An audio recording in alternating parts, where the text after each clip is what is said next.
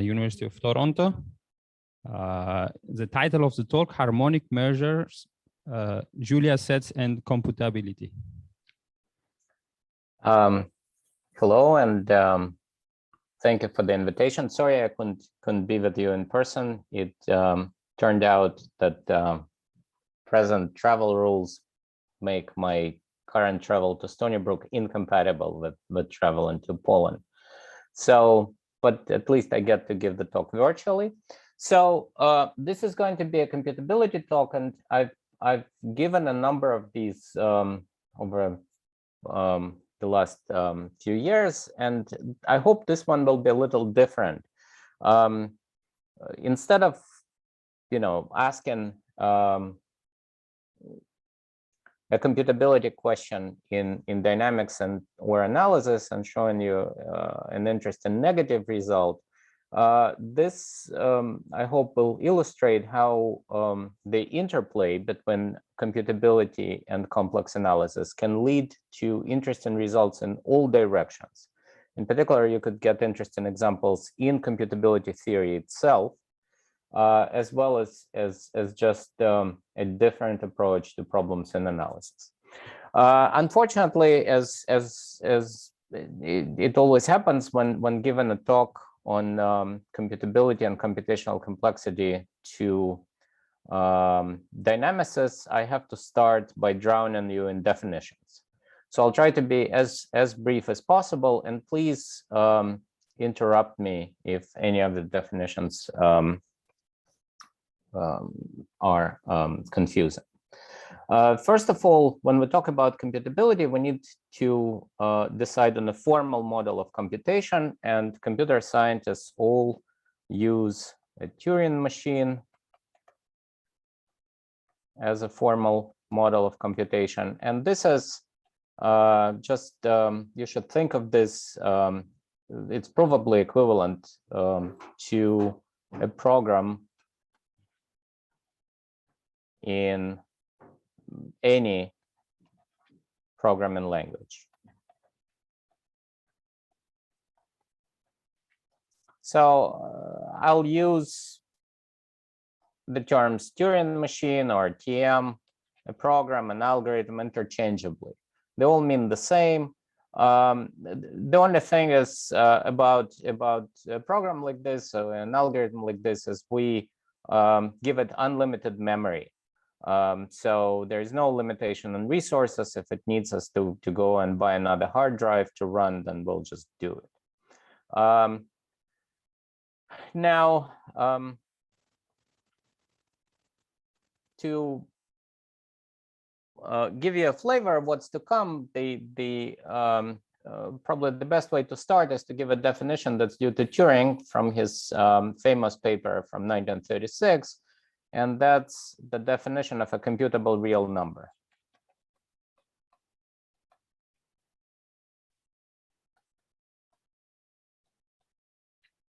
So X in R is computable if there exists an algorithm, let's call it M, which takes as an input natural number n and outputs a number, say dn. Now it's an output of a program, so you could think of this as a dyadic rational, for instance, a finite string of dyadic bits. Of course, you could also teach a program to print symbol pi. That's also allowed. But the property of dn is such that mod dn minus x is less than 2 to the minus n. So that's the definition. Now, this 2 to the minus n is completely arbitrary. You could use any other explicit bound, which goes to 0 with n. For instance, if you use 1 over n, you'll get an equivalent definition. Now, so you need to have an effective Cauchy sequence for a number to be computable. Of course, on the one hand, all the numbers we know and love, like pi, e, the Feigenbaum constant, etc., they're all computable because they come with an algorithm for finding them. On the other hand, there are only countably many computable numbers.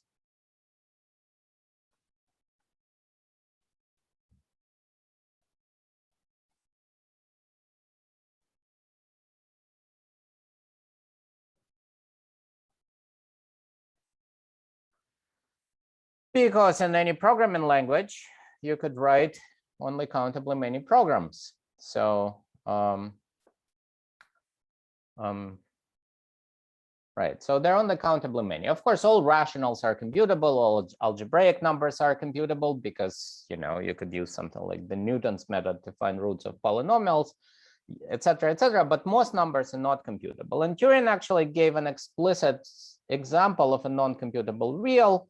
And for this, I need an example of an algorithmically undecidable problem, which is also due to Turing. This is a famous one, and it's known as the Halton problem.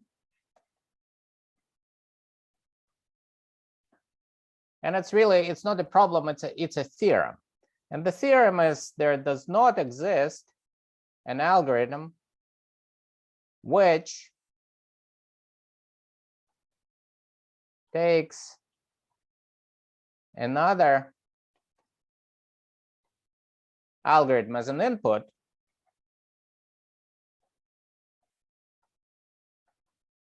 and decides whether it halts or not.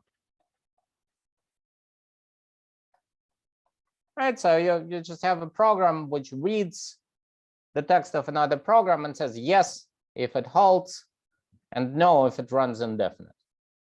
You cannot algorithmically decide that. If you've never seen this proven, I invite you to do this as an exercise in your head. It's one of those things, who shaves the barber who shaves everyone who doesn't shave himself. So okay, so then we can write down an example as follows. Let's order all possible programs that can be written in some programming language. I don't care if they run. I just want to order all possible strings, finite strings of characters in the alphabet of that programming language. So here will be a list, M1, M2, M3, etc. All Turing machines. And we can order them, say, lexicographically.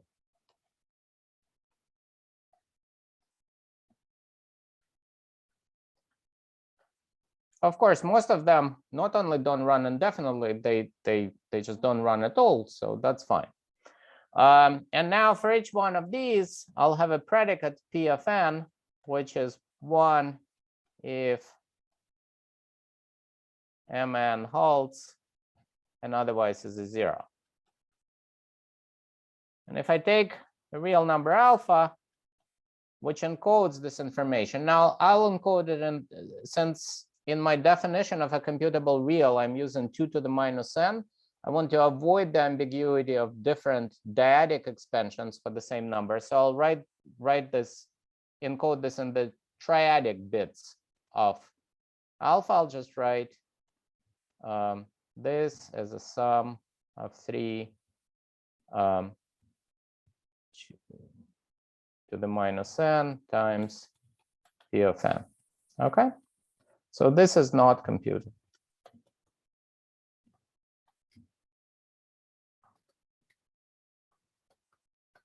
For obvious reasons, if you had an algorithm to compute its nth triadic bit, then you would know if the nth machine halts or not, and vice versa. So this is equivalent to solving the Halton problem.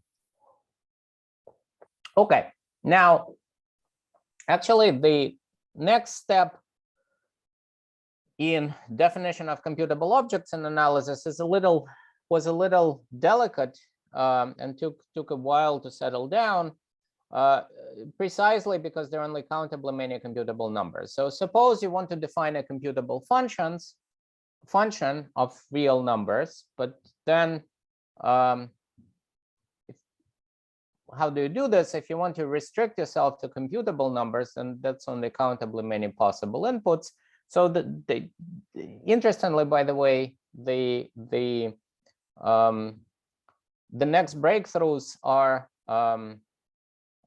in the subject have to do with the Polish school, in particular with Banach and Mazur, who got interested in the subject in 1937, so immediately after Turing's paper. The definition of a computable function of a real variable that I'm going to give is somewhat more modern, and informally it sounds like this. So f of x is computable on some set S in R if given x in S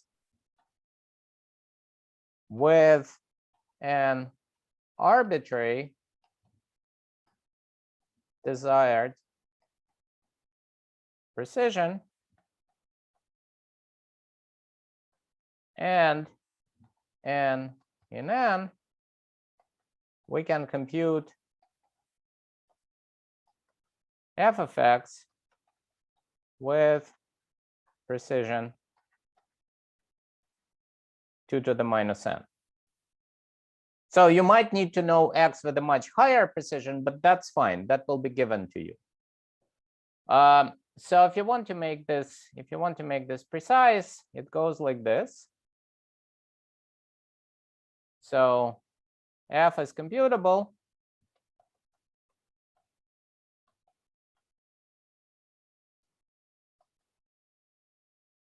if there exists a Turing machine M. Now M here has an instruction read x. So the technical term for this is an oracle for x. The oracle is you. You are sitting in front of the keyboard. The algorithm asks you to input x with whatever precision, could do it multiple times, and that's your job. So you would know x. The machine takes n, outputs dn such that mod dn minus f of x is less than 2 to the minus n. Okay. So that's a definition of a computable function. And again, it's completely practical. All the functions that we know how to compute with the arbitrary given precision are computable exactly in this sense. Think of estimating e to the x using, say, the Maclaurin series. You might need to know x with a fairly high precision, and then depending on how far in the Maclaurin series you need to go, and then once that x is given to you, the algorithm computes it. The important thing is that in this setting, we don't care whether x itself is computable or not. X is given externally. We just care that there is an algorithm, that if you have an x, you can compute f of x. So here's a little bit of terminology. Oh, first an observation. F is computable on x, on S implies that f is continuous on S. For the following simple reason, you will never know x exactly. You will only know it with a given finite precision. So if there is a discontinuity somewhere and there are two different values which can be obtained arbitrarily close to the same point x, you would never know which one of these two values you're supposed to output. So you will not be able to do this with a single algorithm. Of course, you could have a discontinuous function, something like the step function, which is 0 on half the real line and 1 on the other half the real line. And there's nothing particularly uncomputable about this function. You just need two algorithms.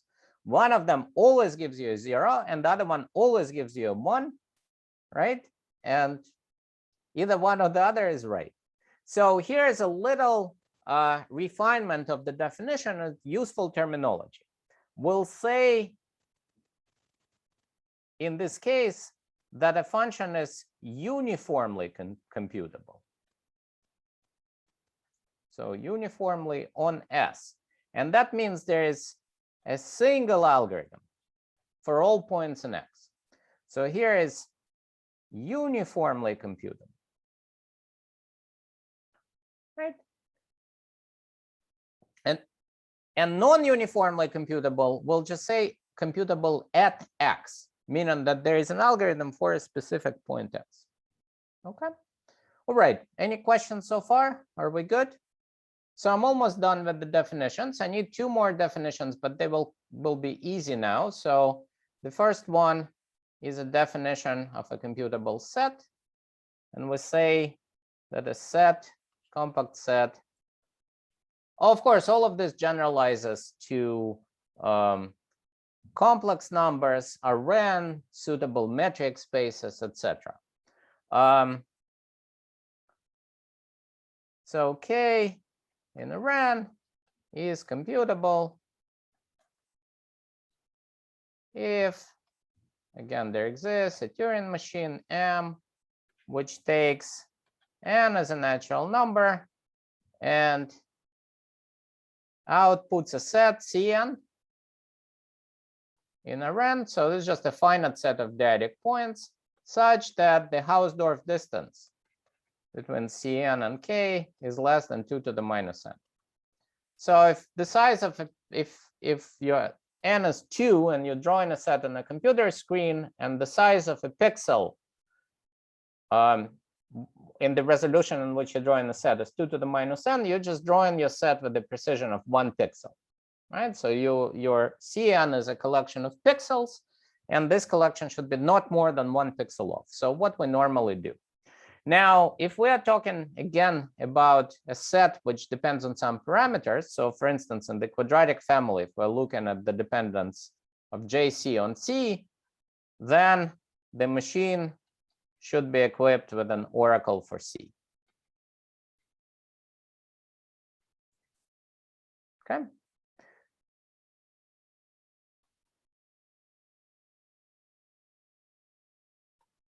And then everything else is the same.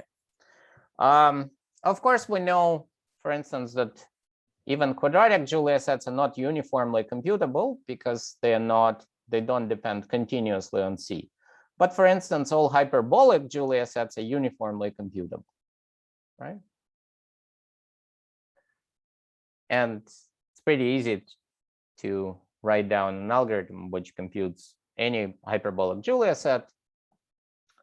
But you cannot again write an algorithm, the same algorithm which computes all Julia sets, which is not a disaster, right? For instance, if we need to compute the Julia set of a parabolic, we just need to specify where that parabolic point is and what's its multiplicity and so on. Okay, and the last thing I need as far as definitions is definition of computability of measures. And with measures, I could go the same route and say approximate my measures by combinations of delta masses or some such thing. But it's, as usual with measures, it's better to specify this in the dual and talk about computing integrals. So we'll say that the measure mu on some, say, domain in a Rn is computable if for any computable sequence, say, let's call them Gn, of test functions, there exists an algorithm M which takes, let's call them G sub M. I was using N for the precision. So it takes Mn as an input, outputs a number I, Mn, such that the distance between Imn and the integral of Gm d mu is less than 2 to the minus n. So a measure is computable if you can compute integrals. Okay. All right. Now, that's it with the definitions, general definitions of computability. I'm going to now switch gears and tell you actually something of substance. But before I do, let me point out that, for instance, that uniform computability versus non-uniform computability is generally a different thing. So, for instance, a function that's over the reals that's computable uniformly must be continuous. But continuity in itself does not necessarily imply uniform computability, but it's very hard to construct examples. So, for instance, I don't know any natural example in analysis. All right. So now let's clear all of this. So let me start. So this story developed a little bit historically. I'm not going to discuss all of it, but here was the original motivation, was my work with Mark Braverman. And this is an old work, in which we showed that there exist computable,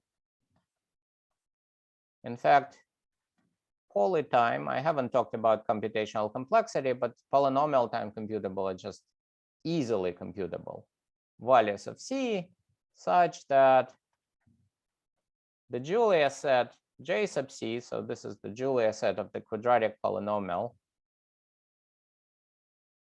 So this is Julia set of Z squared plus C is not computable. And when I'm saying not computable here, it's not computable at C. So it's not computable by any algorithm. And the algorithm is given C, but that's not necessary in this case because C itself is computable. So you could just incorporate computant C into the algorithm. So it's a weird situation when JC is well, one step of iteration is computationally easy to produce, but the limit set of inverse orbits is impossible to produce on a computer. Right? Non-computability really means that we'll never see reliable pictures of these sets. I mean, with any sensible resolution, it's impossible. And not only that, by the way, for non-computable objects, it's important to understand that not only you won't be able, any algorithm that you would write to compute them would produce errors. These errors also should not be detectable. You should not be able to tell this computation that this computation is wrong, because otherwise it would allow you to design an algorithm which throws away bad pictures, keeps only the good ones. Right? So not only things will go bad, but you also won't know about it. Okay. So of course, the Julia set is the repeller of the rational map. So for instance, for a quadratic polynomial, or in general, J of a rational map R is a repeller that is a limit set of inverse orbits R minus K of Z for all points except the exceptional set, which contains at most 2 points. But it is also a support of the Brolin-Lubitsch measure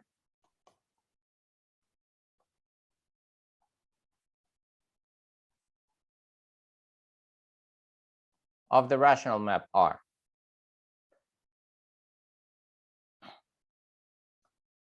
The Brolin-Lubitsch measure, maybe I'll denote it mu sub R, is the unique measure of maximal entropy, and you can also see it as a weak limit of inverse orbits. So this is the limit in the weak sense for the sum of the delta masses at W, where W is in R minus K of Z for any point Z except at most Q. So it's a balanced measure.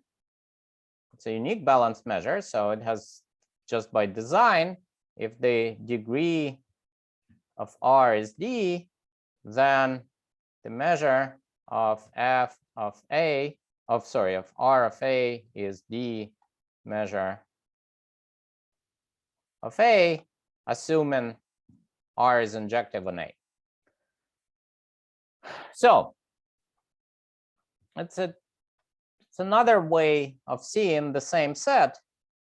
So here we see the set as a repeller, and here we see it as a support of the unique measure of maximal entropy. And so then the next natural question to ask is, what about the computability of measure? So instead of the computability of the set, we would like to ask about the computability of the measure that's supported on this set.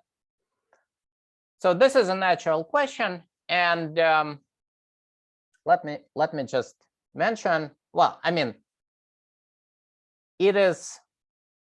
It should be fairly obvious that computability of the support should not imply the computability of the measure. Right? I mean, you could take, I don't know, just support the unit circle and then encode the Halton predicate in the weights of different arcs on this circle. And then the measure that's defined in this way cannot be computable. If you're able to sample it, then you would be able to say if the nth machine halts, but the support is just the circle, so easy to compute.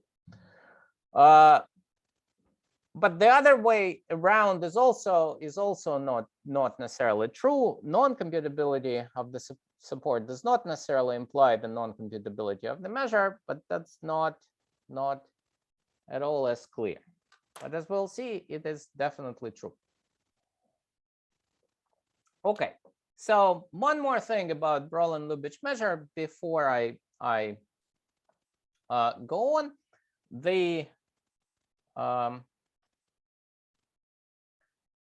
If you have a polynomial P, so this is polynomial of degree D, then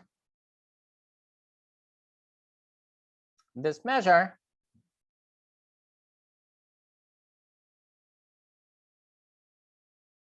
is equal to the harmonic measure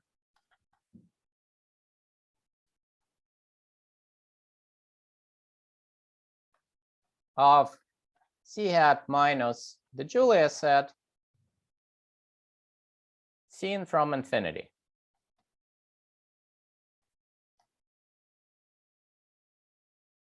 Right, so in general, I'll adopt the definition omega for capital omega Z for harmonic measure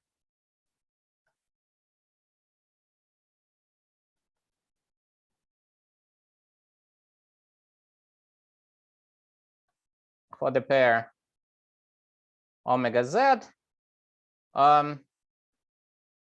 Now, I'm assuming all of you are familiar with definitions, but just in case, so there are two ways, generally two good ways to define this. One using a conformal mapping, and the other one using the exit probability of the Brownian motion. The second one is more general.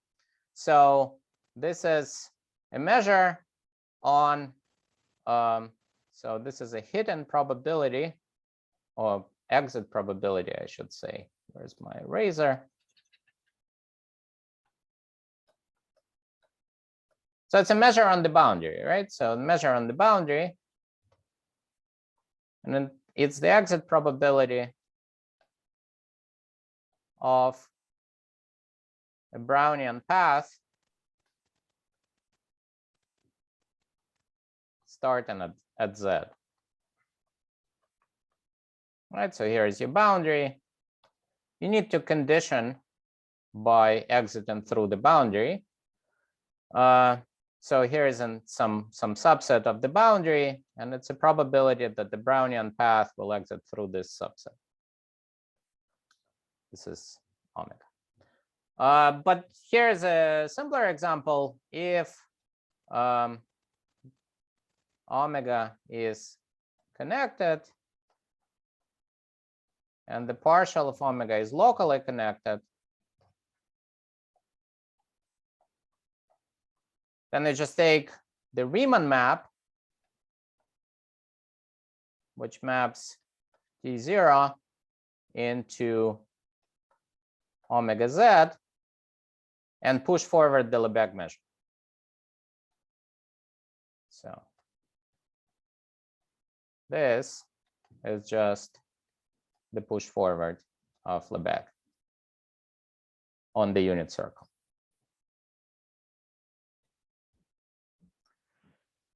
Okay, so this is how the harmonic measure made an appearance in our considerations. Okay, so the first theorem that I'm going to formulate is older. I mean, it's not as old as the statement about computability of Julia sets, but sort of immediately after. We looked at this with Ilya Binder, Mark Braverman, Cristobal Rojas, and yours truly. And we discovered that Brolin-Lubitsch measure is always computable. In fact, it is uniformly computable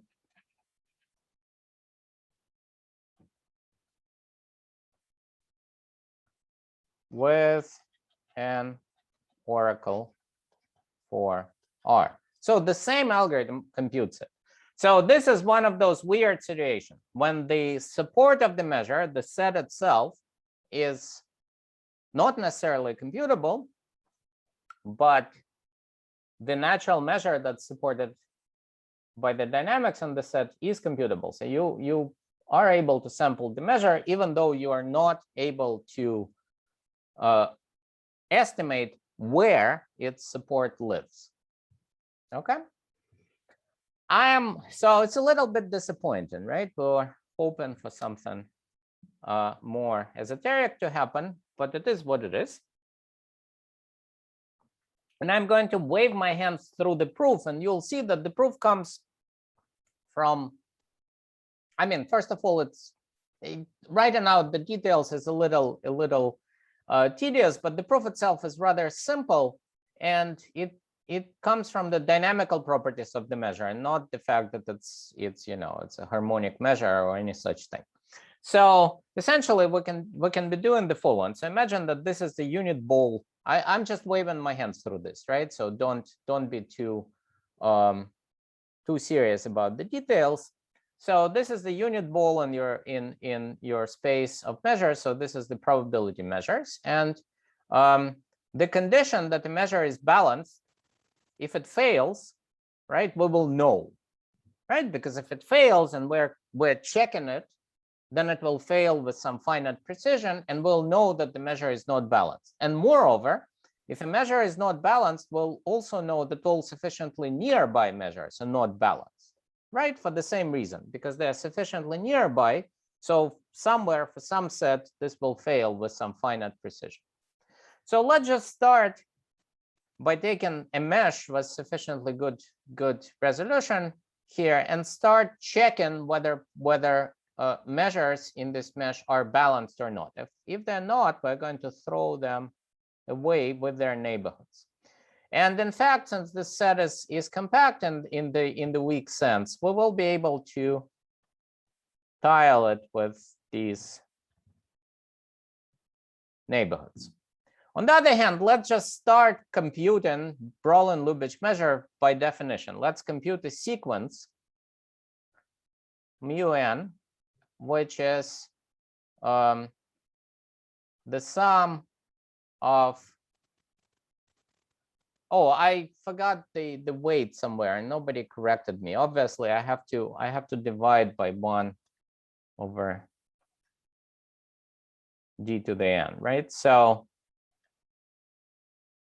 it's a probability measure, right? As I'm taking pre-images, nth pre-image contains d to the n points counted with multiplicity, and so I have to divide. So anyway, so this is w is in r minus n of z, sum of delta w.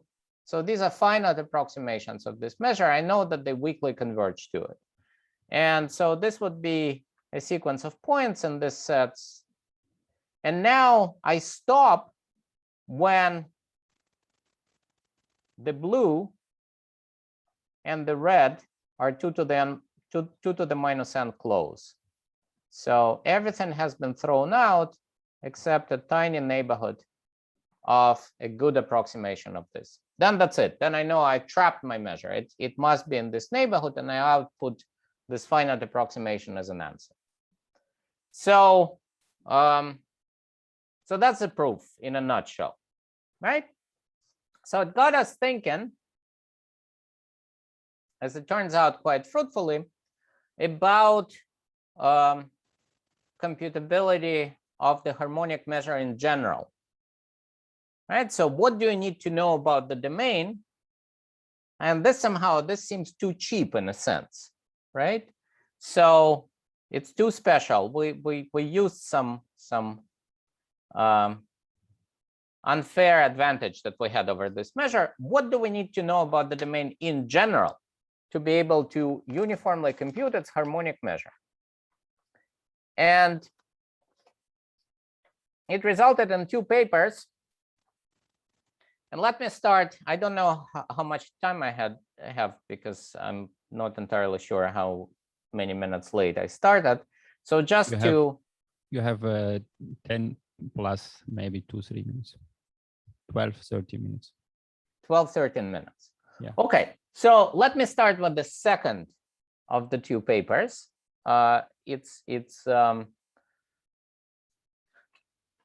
And then I'll see if I have a few minutes to say something about the previous one. So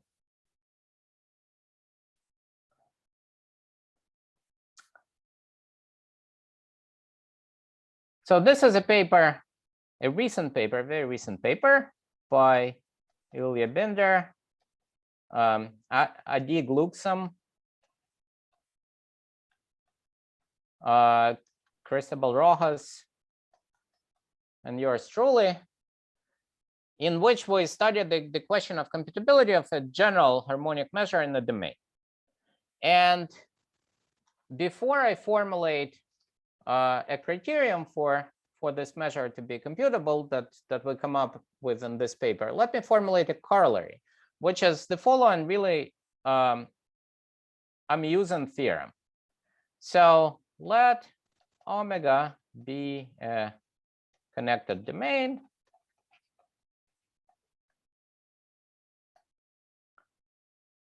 and z0 a point in omega.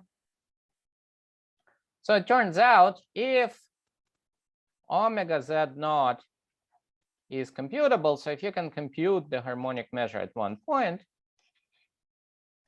then for any z in omega, you can compute the harmonic measure at this point.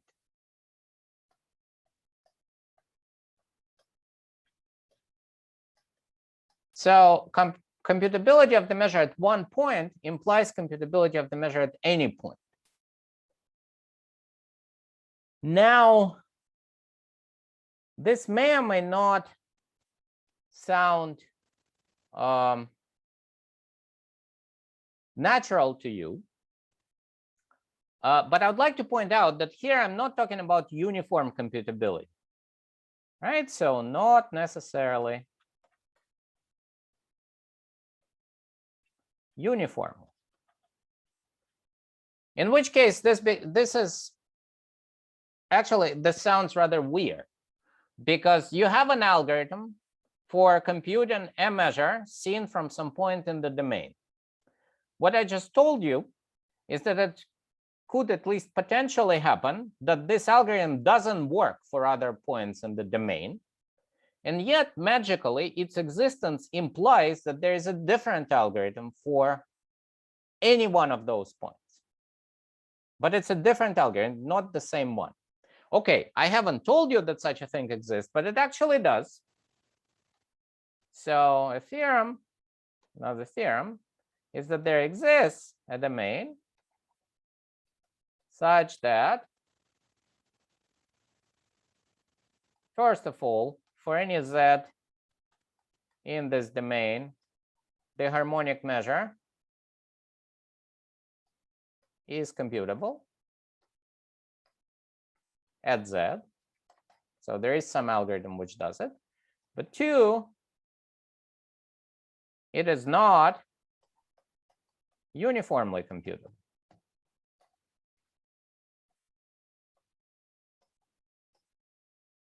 So indeed, like in the situation that I was describing to you,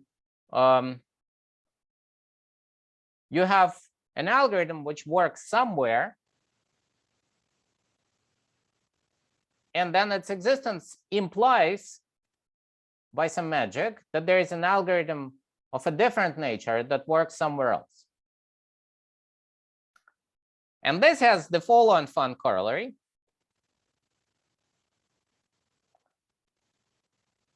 So let me clear this. I can now plug this example into a Dirichlet problem for this domain. And I could then get the following thing. There exists a computable function f on the boundary of this domain such that the unique solution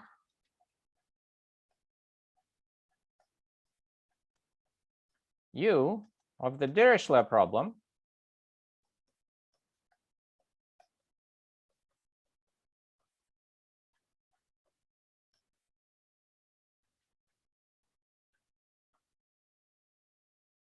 for f is computable at every z in omega, but is not uniformly computable.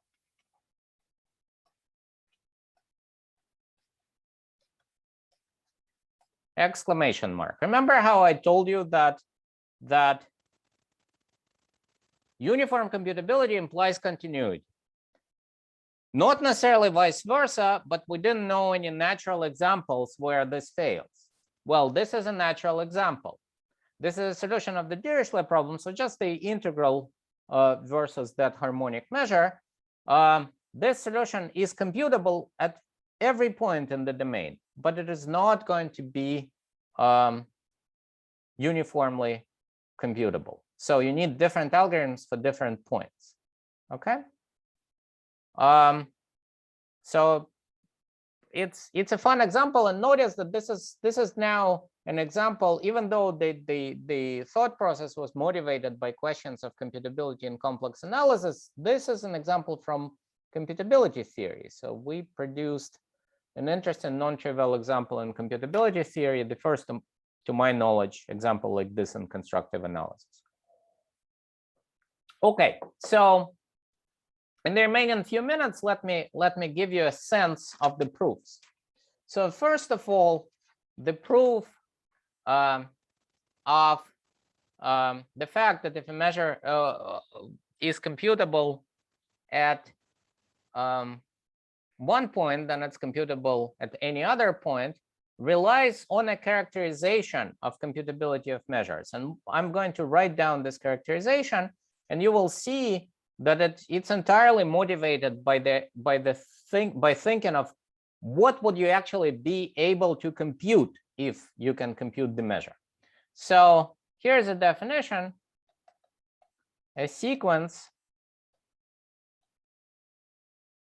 of polygons Pn is a harmonic approximation of the triple omega, x, and q in omega is a polygon. If the following is true, I have three properties. First of all, x is in Pn and q is in Pn for all n. 2.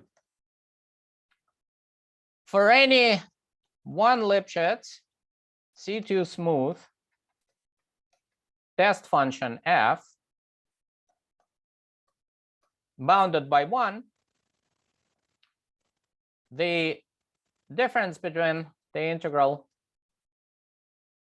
over the harmonic measure on the boundary of Pn seen from x and the harmonic measure we're trying to compute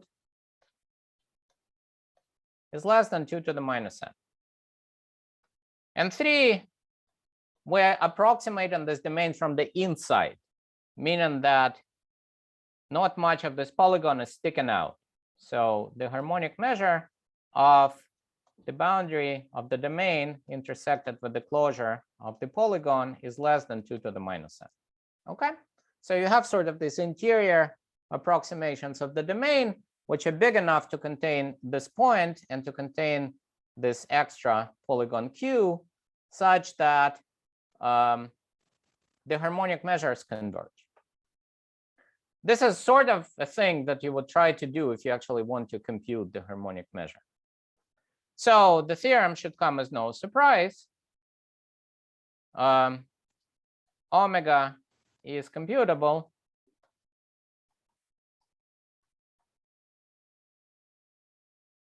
given x, if and only if for any q,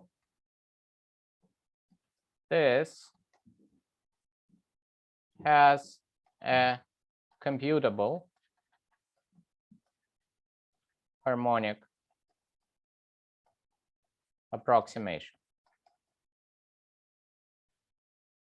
Okay, and since it may start to look to you as a tautology of some sort, let me point out that the theorem that computability at one point implies computability at any other point essentially follows from this right away. Because if you have a harmonic approximation like this, all you need to do is you take your q that's big enough to contain both points, and it is going to give you a harmonic approximation for the other point. I mean, this bound will change, and this bound will change, but nothing that you couldn't fix by changing the enumeration of n's, by Harnack's inequality. So if these things exhaust in the harmonic measure sense the domain, they'll still exhaust the domain seen from a different point. Okay, so so that's how you prove the first theorem. And now I just have to tell you how to construct an example of a domain that for which the harmonic measure fails to be uniformly computable. And that is not difficult. I'll give you the gist of this. Oops. So let's pick a sequence of points in the unit circle, say starting from the middle, and then say I'll take 1 over n's on the real line. So they 1 minus 1 over n on the real line, so they converge to the boundary. And now I'm going to do the following. I'm going to take my enumeration of Turing machines. Right? These are all possible algorithms. And each one of them will correspond to the nth point in this sequence. And here's what I'm going to do. I'm going to start running all of these machines in parallel. And as soon, and some of them halt and some of them don't. And if a machine halts, then I'm going to put a little decoration around this point, say a little semicircle or something like this. And I'm going to make it smaller the longer it runs before it halts. So if it needs, say, k steps to halt, then the diameter will be like 2 to the minus n plus k. Okay, so the longer it runs, the smaller it is. Now, notice the following thing. On the one hand, if I take a point that is far from all of this mess, something like this, then I can easily compute the harmonic measure at this point. This decoration is just dust, right? If I run my machines in parallel for a gazillion steps, then whatever hasn't halted in that time is going to be tiny, right? So I could just ignore it when I'm computing the harmonic measure from this point, and I'll get a pretty good approximation. On the other hand, I cannot, so by the theorem, it implies that the harmonic measure is computable at every point. But I cannot have an algorithm which does that for all points at the same time. And that is very clear, because then I could ask this algorithm of what does the harmonic measure in a neighborhood look like from one of these red points, right? For this red point, which is inside of this decoration, there will be plenty of measure very nearby. So I'll be able to use this algorithm to solve the Halton problem. If the algorithm sees some measure there, then I'm going to say the machine halts. Otherwise, it doesn't. Okay, so it's very, very easy to set up. I mean, I'm skipping some details, of course, but this is the gist of it. It's very easy to set up, and it's direct corollary of that theorem. All right, there's one more paper that I skipped over, but which gives a somewhat a different flavor of approximations. Maybe if you feel like burning 2 or 3 minutes, you could ask me a question, or maybe you could just skip it. But just as an illustration, how this way of thinking about analytic problems can be fruitful in both directions. You could not only get interesting statements about computability of analytic objects, but you could actually use analysis to get interesting examples in computability itself, which could be a little bit of a surprise. So it's a very fun interplay. So I'm going to stop here. Thank you.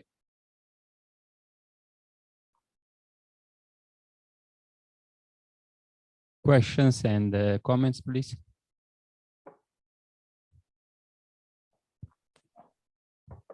Do you have a simply connected example? A simply connected example, no. How come? Huh? How come? What's the challenge? No, it's not. It's not so much a challenge that it cannot exist, right? So you could prove for a certain class of domains that measure is always uniformly computable. Okay, so for a computable simply connected domains would fall into this category. More questions from audience? There is question from Arnaud. Yes. He's asking whether the set omega is not computable. Yes, that's my Oh no, the set is computable. Ah. Okay. You can, yeah, the set is computable. Thank you. more You questions. can, I mean, not the way I set it up. This way it's not computable, but I could put just a speck of dust near each of the red points to make it computable, right? I mean, I need to modify this a little bit, but sure. Okay. More questions. Actually, wait, hold on. So I want to be a little bit careful. So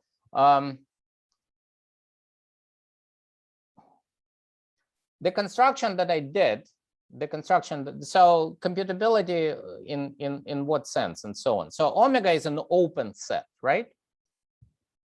So in the construction that I did, the set omega itself is lower computable. So you have an obvious sequence of open sets that exhausts it. Okay. And the complement of omega, therefore it's only half computable. Complement of omega. So let me just think. Of course, we have it written down, and of course, I don't recall off the top of my head how far we can push it, and I'm afraid to make a full statement. Can I plead forgetfulness? So it's for sure it's half computable. For sure it's computable on one side, just because omega is computable on the other side. But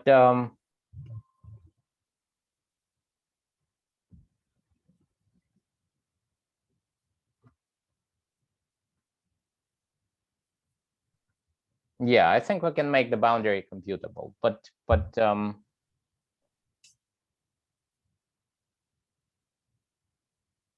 so conditionally on me making a mistake right now, I would say we can make the boundary of the omega computable. Okay. Thank you. Thank you. More questions? If not, thank to Michael again.